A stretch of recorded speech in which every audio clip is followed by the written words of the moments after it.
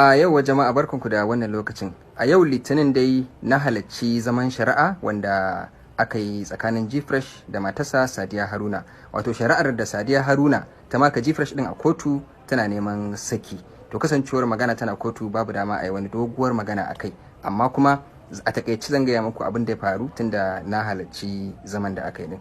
Lauyan Sadiya Haruna ya nemi saki, inda ya tashi ya magana akan cewa suna buƙatar saki ne kawai, abinda suke buƙata saki ne kawai, ana buƙatar saki. Inda ita kuma lauyar Gfresh ta miƙe take magana ai tana buƙatar kotu ta ba su dama su je su sulhunta tsakanin miji da matan, wato Gfresh da Sadiya Haruna, kasancewar kamar yadda ta faɗa ta kawo hadisin annabi take cewa sulhu wa sulhu khair, sulhu alkhairi ne.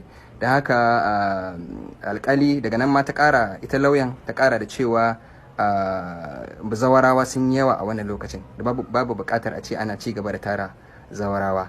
Daga ƙarshe dai Sadiya Haruna ita ma ta nemi za ta yi magana, ta daga hannu a kasancewar lauyanta a lokacin yana bayani ne, sai alƙali dakatar da ita, ya ce mata ta bari tunda lauyanta yana magana kuma shi yake wakiltar ta, da abin da za ta faɗa ya faɗa. Ni ba ma san Sadiyan ta dawo daga Saudiya ba sai a lokacin da muka haɗu ɗazu a kotun kenan. To daga ƙarshe dai alƙali ya ce wa Sadiya Haruna za ta iya yin bayani idan zama na gaba ya zo, inda alƙalin ya daga shari'ar zuwa ranar 25 ga wannan watan da muke ciki, wato 25 ga watan nan da muke ciki